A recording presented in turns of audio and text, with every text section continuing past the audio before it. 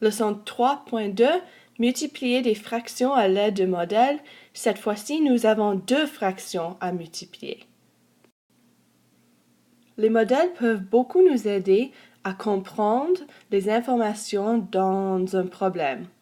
Par exemple, Michaela tond 2/3 d'une pelouse, Eva tond 1/2 du reste de la pelouse. Quelle fraction de la pelouse Eva a-t-elle tondue? Si vous avez seulement ces informations, ça peut être un peu confusant. Mais si je sais que la pelouse, Michaela a tondu 2/3. Elle a fait tout ça, 1/3, 2/3. Alors ça, c'est fini. Eva tond 1/2 du reste. Alors, je vais seulement regarder cette section, parce que ça, c'est ce qui reste. Et Eva a fait 1/2 de ça. Mais, si j'ai divisé cette section, le tiers là, en demi, je vais aussi diviser les autres sections pour équilibrer mes fractions. Alors maintenant, je vois combien de tranches est-ce que j'ai. 1, 2, 3, 4, 5, 6 tranches. Et Eva a seulement fait une de ces tranches. Voici le diagramme qui est dans votre manuel. Vous voyez, ça c'est un tiers, ça c'est un autre tiers et ça c'est un tiers. Mais ils ont déjà divisé chaque section. Alors ils ont déjà des sixièmes. Ce que cette question a vraiment vous posé, c'était combien est-ce que c'est 1/2 de 1/3? Pourquoi est-ce que ce n'est pas 1/2 de 2/3? La raison pour laquelle, c'est parce que Eva a tondu 1/2 du reste. Alors, c'était 1/2 de combien reste? Et il y avait 1/3 qui restait. Alors, c'était 1/2 fois 1/3 qui nous donne 1/6. Voici une question que vous pouvez pratiquer. La moitié des élèves de 8e année ont essayé de se qualifier pour faire partie de l'équipe de basket de l'école. Les 3/4 de ces élèves ont réussi. Quelle fraction des élèves de 8e année sont dans l'équipe? Alors, essayez de faire un modèle pour vous aider avec les informations. Ensuite, faites la résolution de la question. Allez-y. Voici un dessin de modèle. Alors, la première section, désolé, c'est en anglais, mais ce sont les élèves qui ont essayé. Ensuite, nous avons de la moitié qui a essayé. On a 3/4 qui ont réussi. Alors, nous voyons là, ça c'est la moitié. Et ici, on a divisé la moitié en quart. Et on a 3/4 qui ont réussi. Alors, ce que nous cherchons en réalité, c'est combien est 3/4 de 1/2. Ce qui veut dire 3/4 fois 1/2. Si je regarde mon modèle là, je vois que 3 des 8 boîtes sont remplies. Ou si je fais ma multiplication, 3 fois 1, 3, 4 fois 2, 8. Il n'y a pas beaucoup de modèles quand on a deux fractions, mais les jetons, c'est un choix de modèle. Alors, je commence à la fin avec mon 8. Alors, 2/3 fois 6/8. Alors, je commence avec 8 et je dessine 8 jetons. Ensuite, je vais regarder le 6 et le 6 me dit garde 6 des 8. Alors, je suis en train de vous montrer comment le dessin à gauche a été créé. Alors, la première partie ici nous montre 6/8. 6 jetons de 8. 2/3 de ça, la question veut dire 2/3 de 6/8. Alors, je vais séparer mes 6 en tiers, ce qui veut dire que je dois créer 3 groupes égaux. Alors là et là, j'ai 2 jetons dans chaque groupe. Chaque groupe a le même montant, parfait. Et je vais garder 2 de mes 3 groupes. Alors, je commence à la fin avec 8, puis je choisis 6 mais 8. Je sépare ça en 3 groupes, je garde 2 groupes. Alors, je travaille de la fin vers le début. Pour le produit, je dois voir combien de jetons est-ce que j'ai gardé comparé à combien de jetons en total il y avait. Alors, j'ai gardé 4 jetons et il y a 8 jetons en total. 4 huitièmes peut être simplifié à 1 demi. Alors, ma réponse finale, c'est 4 huitièmes égale 1 demi. Je montre ce que c'était avec le modèle. Ensuite, je montre sa simplification. Les deux choses sont aussi importantes. Dès que vous comprenez comment faire les jetons, ils ne sont pas trop difficiles, mais ils ne sont pas toujours le meilleur modèle pour toutes les questions. Parfois, les jetons ne fonctionnent pas avec une question de multiplication avec 2 fractions. Comment est-ce qu'on sait si ça pourrait fonctionner? Vous allez voir, est-ce que le dénominateur est un facteur du prochain numérateur?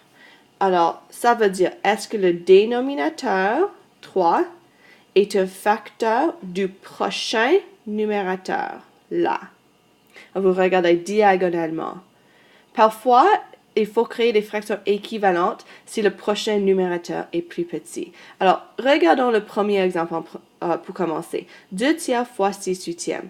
Est-ce que 3 est un facteur de 6? Alors, les facteurs de 6 sont 1, 2, 3, 6.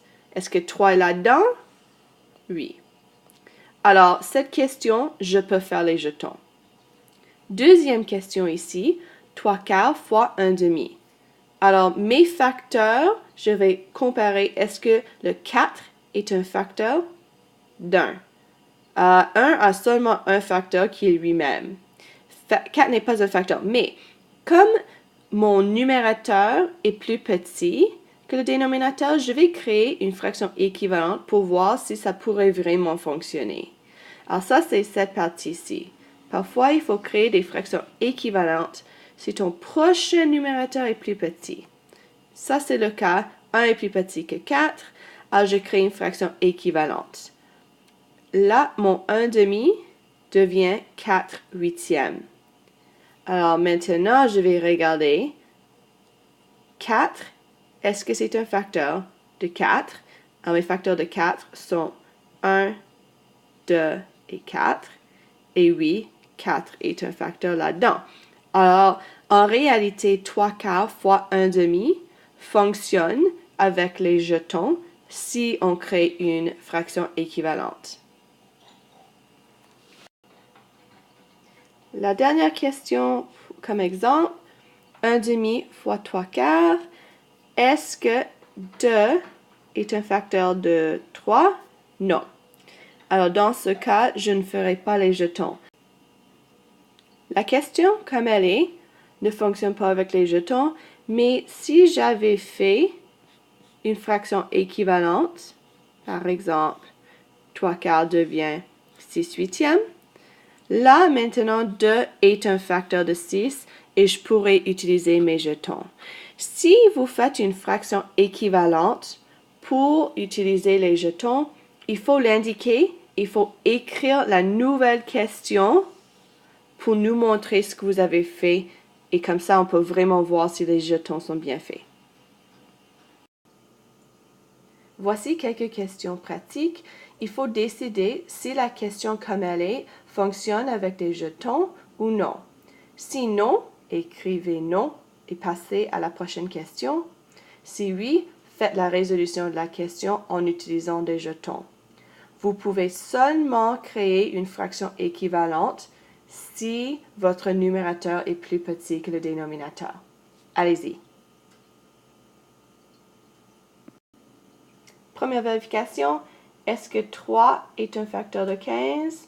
Oui, ça c'est une question où vous pouvez utiliser des jetons. Est-ce que 5 est un facteur de 7? Non. Est-ce que 4 est un facteur de 5? Non. Est-ce que 5 est un facteur d'1? Non, mais le numérateur est plus petit que le dénominateur. Dans ce cas, je vais créer une fraction équivalente et j'ai maintenant 2 cinquièmes fois 5 dixièmes et oui, je peux faire mes jetons. Si vous n'avez pas encore fait les jetons, allez-y. OK, pour la première question, j'ai mis 20 jetons. Je vais utiliser 15 de mes 20. Alors, je dois prendre 15. Voilà. Je vais séparer ça en 3 groupes. Alors, je vais mettre 5 dans chaque groupe. Ça, c'est un groupe. Ça, c'est un autre groupe. Et voilà le troisième groupe. Alors, j'ai mes 3 groupes. Chaque groupe a 5 là-dedans. Je garde 2 groupes de mes 3. Alors, j'ai gardé 10 des 20 jetons. Je peux simplifier cette fraction qui devient 1 demi. Vous voyez comment c'est différent de ce qu'on a fait en 3.1. Avec 3.1, comme on avait un nombre naturel, on avait une réponse en nombre naturel aussi. Mais cette fois-ci, comme on a 2 fractions, on a une réponse en fraction. Alors, deuxième question, 2 cinquièmes fois 5 dixièmes, j'ai mes 10 jetons. Je vais utiliser seulement 5 des jetons et je dois les séparer en 5 groupes égaux. Alors, chaque groupe a seulement un jeton. Je garde 2 jetons, n'importe quel 2 groupes. Alors, à la fin, j'ai 2 de mes 10. Simplifié, c'est 1 cinquième. Le dernier modèle, c'est notre modèle d'air. Et pour le modèle d'air, je dois dessiner un rectangle et le diviser comme la question me dit. Alors, cette question, c'est 3 cinquièmes fois 7 huitièmes. Alors, je prends un côté et je le sépare en cinquièmes. Ce n'est pas important si je choisis de faire ça vertical ou horizontal. C'est juste qu'un côté doit avoir des cinquièmes et l'autre côté des huitièmes. Alors, j'ai fait 5 cinquièmes sur le côté gauche. Alors, j'ai créé des bandes horizontales. Et le total, si vous voyez à droite, c'est 1. Mais je vais colorier 3 des cinquièmes. Alors, je colorie une bande là, une deuxième et une troisième. Alors, j'ai 3 cinquièmes représentés horizontalement. Verticalement, j'ai dessiné des huitièmes. J'ai dessiné 8 huitièmes qui me donnent une valeur d'1, mais je vais seulement colorier 7 des 8. Comme ça, je représente 7 huitièmes ici. Alors, j'ai colorié horizontalement et verticalement pour voir quelles boîtes sont coloriées pour les deux côtés. Alors, comme on a appris à faire avec le modèle d'air dans la section 3.1, nous trouvons la valeur d'une seule boîte. Alors, R, c'est base fois hauteur. La base d'une boîte, n'importe quelle boîte, c'est 1 huitième. Et hauteur, 1 cinquième. Alors, chaque boîte a une valeur d'une quarantième. Maintenant, je peux voir si la région coloriée des deux côtés est là. C'est cette section. C'est une section de 7 par 3. Alors, je sais qu'il y a 21 boîtes coloriées deux fois. Alors, je peux faire 21 fois 1 quarantième qui me donne 21 quarantièmes. Ou je peux compter 1 quarantième, 2 quarantièmes, 3 quarantièmes, 4 quarantièmes, etc. en arrivant à 21 quarantièmes à la fin. C'est beaucoup plus facile de faire la multiplication et ça montre un niveau élevé de la compréhension mathématique. Alors, si vous êtes en train de compter chaque boîte comme un quarantième, essayez de vous amener un peu plus au côté multiplication que j'ai montré ici. Une autre façon de déterminer le produit avec deux fractions, je peux voir qu'il y a 40 boîtes en total parce qu'il y a 8 horizontales ici et 5 là. Alors, le total, c'est 40 boîtes. Et dans ces 40, j'ai colorié 21 deux fois, vertical et horizontal. Alors ça, c'est une autre façon, c'est que combien de boîtes sont double coloriées, c'est ici. Et le nombre total de boîtes dans tout le dessin, là. Ça me montre la réponse. Voici une question pratique. Dans le manuel, il dessine un peu différemment. Quand vous voyez les rayures, comme ici, ça veut dire que c'était seulement colorié de ce côté. Quand vous voyez une boîte solide, comme là, ça veut dire que c'était colorié des deux côtés. Ça veut dire que ces boîtes étaient coloriées horizontalement, mais ils ne l'ont pas inclus dans le dessin. Alors, n'oubliez pas ça quand vous essayez de déterminer quelle est vraiment la question montrée par ce modèle. Ensuite, utilise ce modèle-là pour résoudre la question. Allez.